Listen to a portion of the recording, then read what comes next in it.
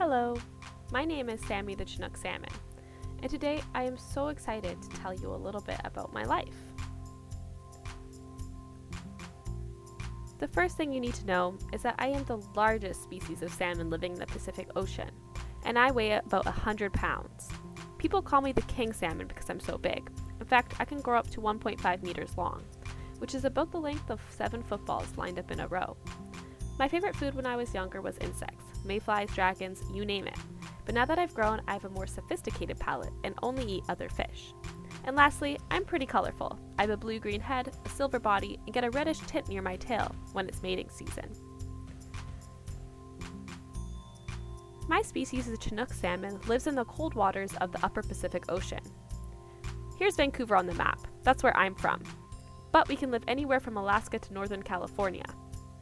Along the coast, we have a pretty important relationship with the First Nations people, one which has been there for thousands of years. And we live in the oceans for most of our lives, but spend some time in the streams. And speaking of, let's get to talking about my life cycle. I was born in a freshwater lake, and then when I was old enough to make the journey, I found a river and swam all the way down to the ocean. The ocean is where I live now. I eat a lot of food in the ocean, and now I am big and strong. And since I've spent a few years here, next summer I plan to swim all the way back up to the stream, the place that I was born. And sometimes this means swimming 3,000 kilometers, which is the longest salmon migration in the world. It's like swimming from Vancouver to Chicago. Then I'll dig a gravel nest at the bottom of the stream, and I'll lay 10,000 eggs. However, I'm sad to say that my life isn't all fun and swimming. In fact, at times I'm worried for the future of my species. First, humans are overfishing us. I know Chinook salmon are supposed to be tasty, but our populations are getting less and less. Second, my home is getting damaged. For example, our water can get polluted from farming, and humans build dams which block rivers so I can no longer swim through them. And my third problem is climate change.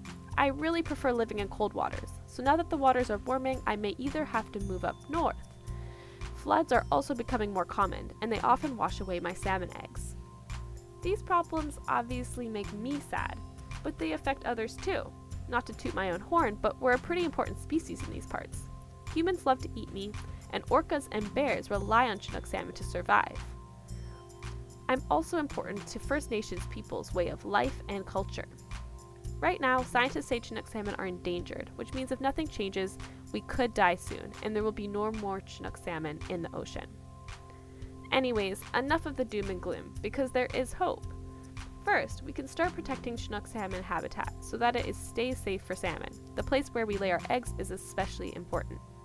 It can also help to restore rivers by removing man-made obstructions so that I can swim through freely.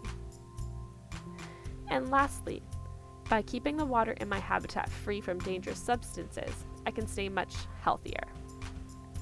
And these solutions are obviously big tasks, but there are things that you can do to help. First, when eating Chinook salmon, you can make sure that it comes from a fishery that fishes responsibly. When in the grocery store or a restaurant, you can look for fish with this label on it.